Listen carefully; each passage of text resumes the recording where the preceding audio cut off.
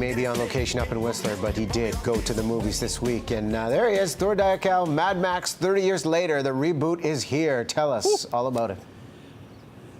Unbelievable. And original director George Miller back for a reboot that a lot of people were scratching their head about, wondering if we really need a new Mad Max movie. Well, the results are in, and I can say we do need one. Tom Hardy filling in for Mel Gibson here. Get a look at Mad Max Fury Road. In this wasteland, I am the one who runs from both the living and the dead. A man reduced to a single instinct. Survive. It is by my hand. All right, Thor, lay it on us. 3 decades later, George Miller back at the helm of this movie. What does he do to top what he did in the original? Well, this is bigger, bolder, better, faster. I mean, he's got the aid of modern technology and special effects, but what he does is not rely too much on CGI in this movie. So, refreshingly, it is full of practical effects, actual car chases with real shrapnel, and one of the guys from Cirque du Soleil helped with the choreography for the stunt. So, the visceral level of action and violence in this movie is like a punch to the gut, and that, I think, is the best thing. I mean, because the Mad Max movies, they have a cult following, but here it's opening it up to like a more of a blockbuster audience, and I have to say it was riveting. It is like a 2-hour car chase. And this was a franchise that really put Mel Gibson on the map, from going from an actor to a superstar. What do you think this movie will do for Tom Hardy, who takes over from Mel Gibson's role? Well, it's funny you ask that, because Tom Hardy, I almost feel like the role could have been interchangeable. He doesn't say much.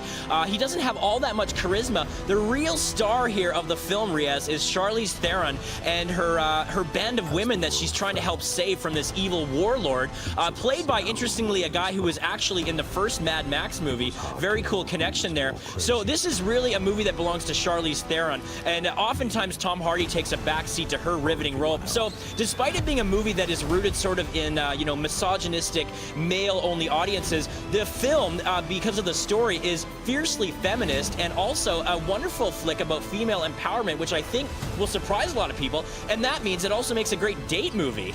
Visuals are just incredible from what we're looking at, so lay it on us. When it comes to Mad Max Fury Road, how many hammers, Thor? This is probably one of the best action movies in decades, and a pure action film. They don't make them like this anymore. I could have used a little more maybe sophisticated script and story, but you're not going to it for those things. You're going for the insane chases and the wild special effects and the crazy visuals. I'm going 4 out of 5. This was thoroughly satisfying. Solid 4 off the hop. Okay, what's also available this weekend is the much anticipated documentary when it comes to Scientology. Let's talk about Going Clear.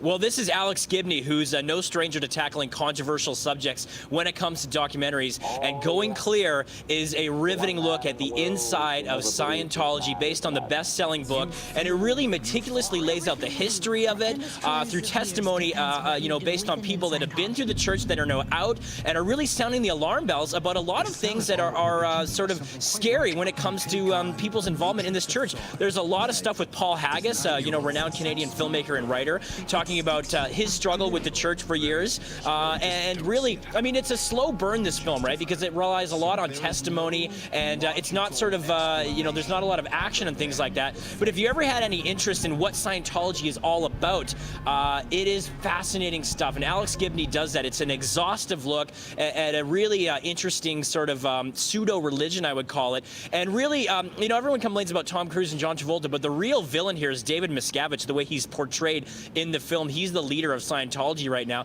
So it's just a no-holds-barred look, and really peels back that veil of secrecy about Scientology. It's some pretty riveting and scary stuff at times, I have to say. Do you think it's going to shift a lot of perspective around Scientology?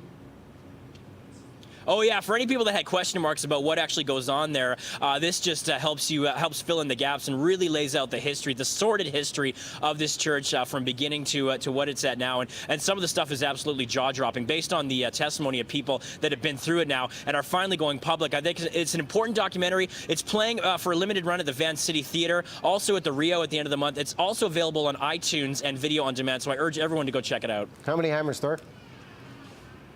Gotta go 4 out of 5 for Going Clear. Great film. Solid. Got 2 4s for the movies.